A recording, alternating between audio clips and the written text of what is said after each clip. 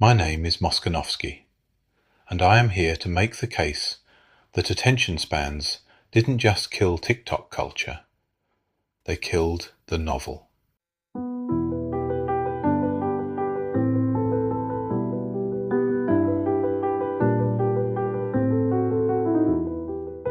I used to read 40 a year. Now I open one, get 3 pages in, and find myself elsewhere.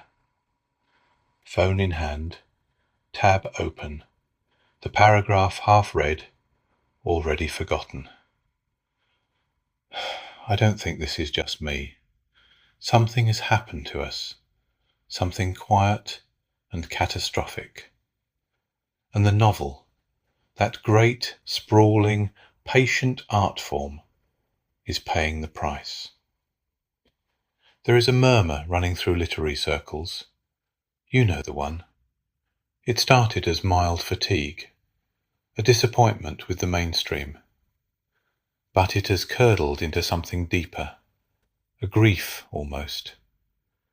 Gone are the Dostoevskys, the Austins and the Eliots. There is no modern counterpart for Kafka.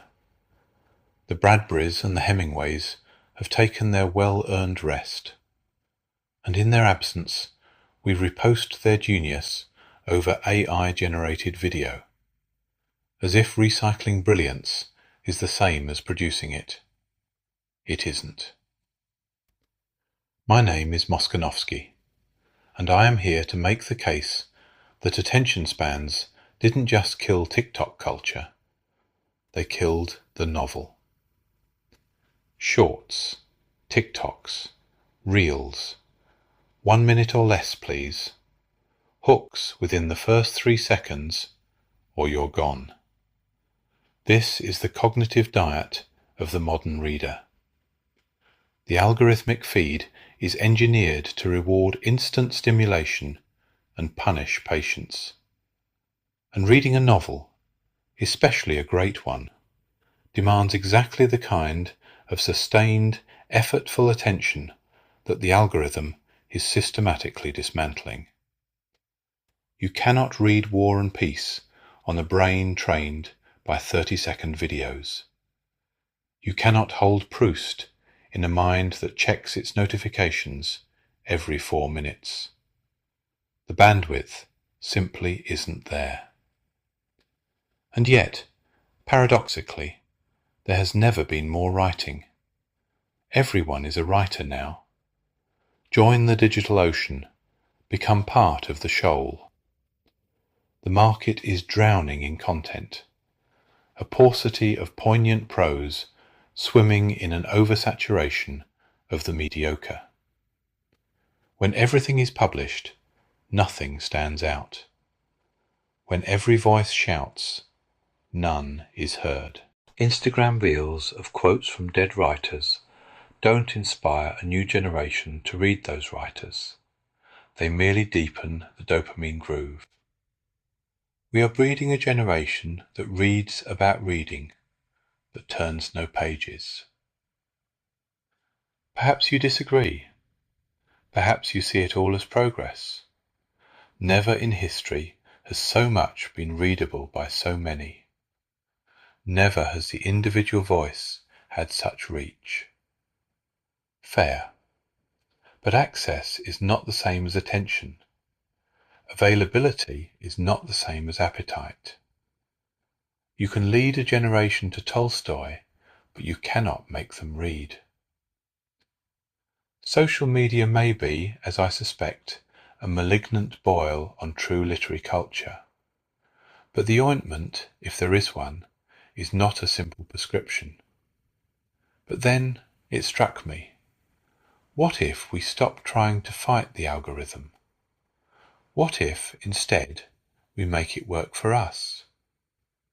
The question isn't how to resurrect the 800-page novel in an era of 6-second attention spans. The question is, can brilliance meet brevity? Can we have Dickens-level integrity delivered in dopamine-sized portions? My answer is the excerpt. Take a novel, sweated over, laboured on, built with all the architecture of traditional long-form fiction. Then strip it to its most electric mouthfuls. The moments that need nothing around them to land. Readers get the breathtaking empathic highs that only original writing can deliver, coupled with the instant gratification the modern mind now demands. We don't need to recreate past greatness. That stands for all posterity to admire whenever they're ready. What we need is brilliance meets brevity, concision with character arcs, the novel distilled. Perhaps we've fought the long-form battle for too long. Perhaps the queue at the literary agent's door is simply too exorbitant a price to pay, with time as scarce as it now is. So I am conducting a small experiment.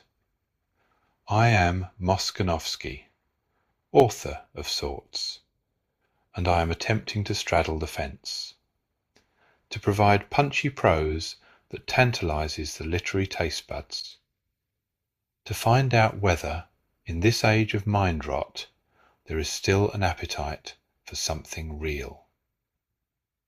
See my excerpts for examples, won't you?